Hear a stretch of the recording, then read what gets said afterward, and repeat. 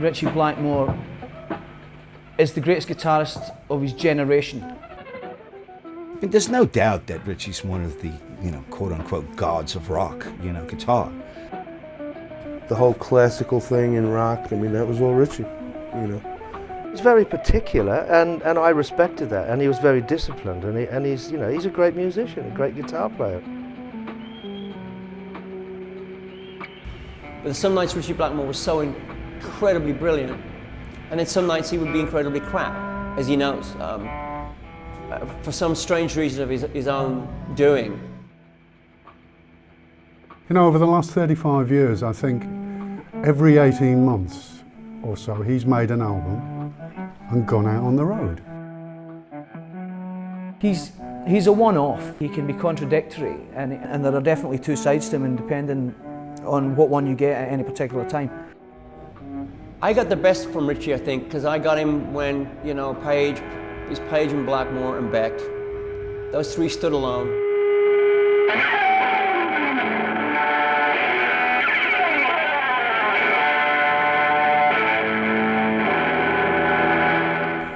I think he's one of the most copied, mostly very unsuccessfully. I think he's untouchable. I'd always been a fan of Ritchie's. He was always my number one.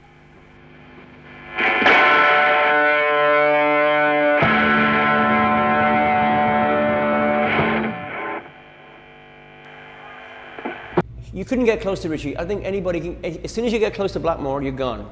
When I first started playing guitar, I used to go round every place where there was a band playing. I was in this band, they wanted to go on the road professionally. The Jaywalkers. That was when I was 16. Ritchie immediately stood out as something special. When I first saw him, I thought, this guy is something a bit different. Because they would do Shadows tunes, but he wouldn't play them like Hank Marvin. He would suddenly break out this amazing solo. I'd always been a fan of Ritchie's. He was always my number one. Him and Jimmy Page and Jim Sullivan were about the three best. They all came from the same area, and they were the men that showed everybody the way. The whole atmosphere of working with the Deep Purple guys in the beginning was great because we were all new to one another, and there was a certain air of anticipation that we were going to deliver something a bit special, and I like to think we did. It went to number 2 or 3 in American charts, and 2 months later we're being told we're touring America with big stars, just like that. Unbelievable. Between Ritchie Blackmore on guitar and John Lord on keyboards. Providing we keep ourselves together and we believe in what we do. We've never been great lyricists, and we don't write sort of fantastic melodies and tunes,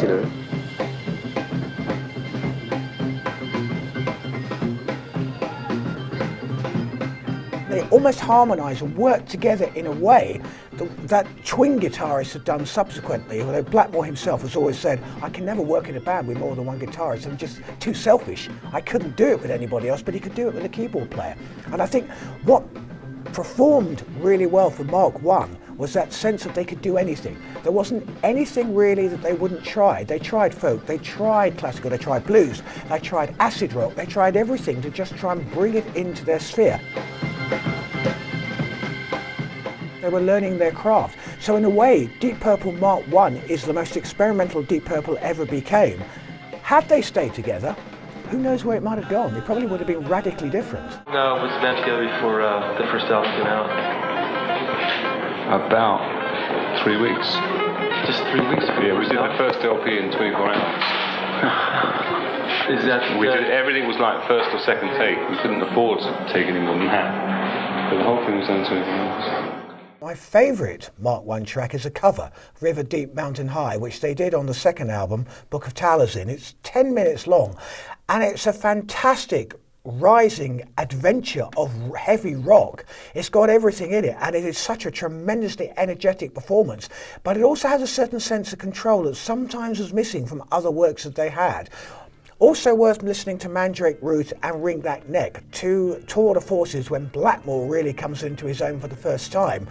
And it's difficult to listen back now, knowing what Blackmore achieved, but if you can imagine being in that situation at the end of the 60s, you really were listening to a guitarist who had some special qualities and talent and wasn't just mimicking people like Jimi Hendrix.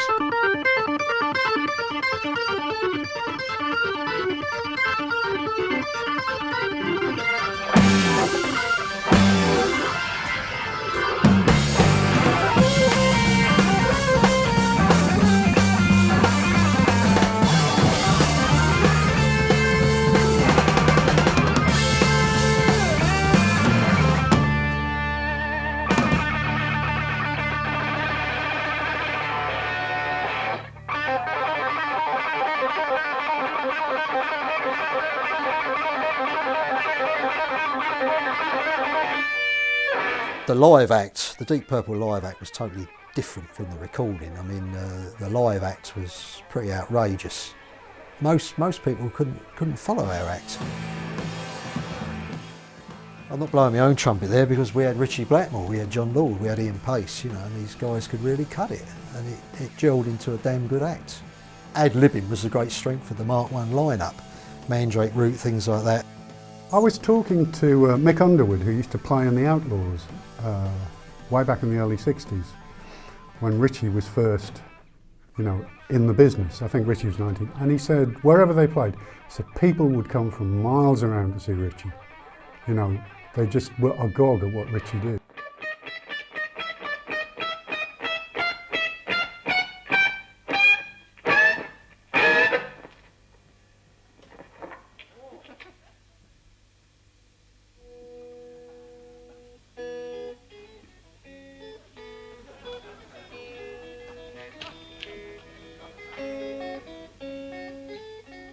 He's not technically as proficient as some I've worked with, say Gary Moore or Randy Rhoads or Michael Schenker, Uli Roth, people like that.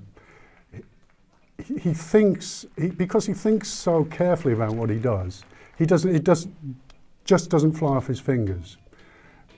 But in another way, he's got the most amazing guitar sound I think I've ever heard.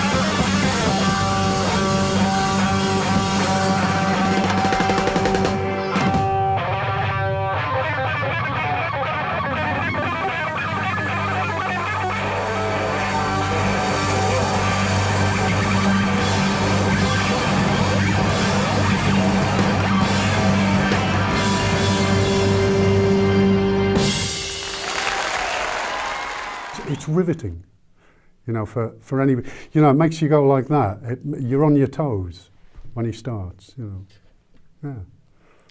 Yeah. Not many people can do that. Yeah. It's the mark of a great musician. Ritchie Blackmore visually looked a bit of a mess, I have to say. In fact, the whole of Deep Purple Mark I seemed to be marketed and presented in a form of dandyish clothing, Regency clothing, if you want. It really didn't fit them. And they always looked ill at ease with everything that was part of them. When we made the third album, it was starting to look right musically, but it started to fragment sort of personally.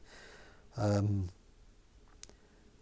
know Ritchie didn't really want to be involved in writing with John because he didn't want to do classical stuff, and there were kind of little bits of bitchiness creeping in. And I suppose when you've been living in one another's pockets solid for a year or two and recording, or never out of sight hardly, it's bound to happen. You know, it's like being in the army, you get sick of the sight of people. We had a few ups and downs, but we generally rubbed along pretty good. Well, Nicky wasn't constructive. He didn't have any ideas, and he was an average bass player, so he had to go. Rod just wanted to go to America and live in America, and he's doing very well. He always does very well. Rod's a very nice guy. Well, so Nicky was, but he got very bitter.